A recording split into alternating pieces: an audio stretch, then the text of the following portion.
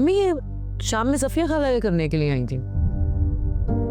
वो तो रिश्ता करवाने वाली है ना, और आप उससे अंबर के रिश्ते की बात कर रही थी। किस लिए आई थी वो? रिश्ते के लिए आई थी। फिर वो कोई मिला रिश्ता? जी, एक रिश्ता बताया तो है उसने।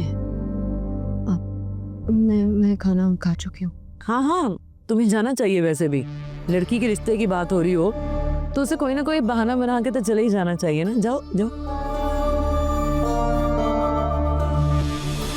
क्या बताया सफिया खाला ने?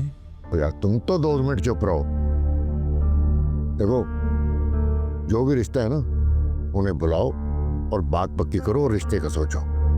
रिश्ते आसमान से नहीं टपकते, ना जमीन से उगते हैं। जो भी आ रहा है ना, शुक्र करो अल्लाह का, वो भी इस घर की वजह से आ रहा है। ज्यादा नखरे दिखाने की जरूरत नहीं है। वो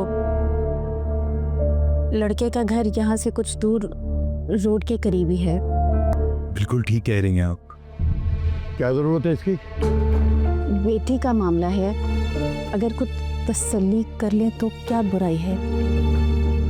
तुम अपना दिमाग कम चलाया करो। अंबर पसंद आए ना तो शादी की बात करो।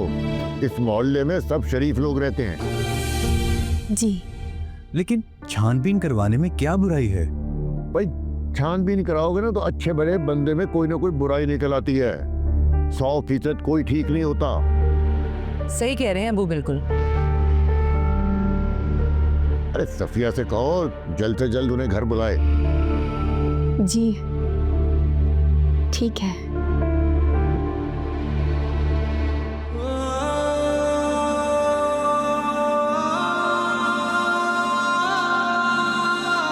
जिंदगी ने हर कदम है आजमाया,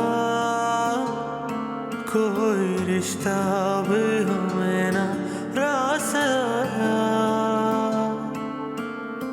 हर सजा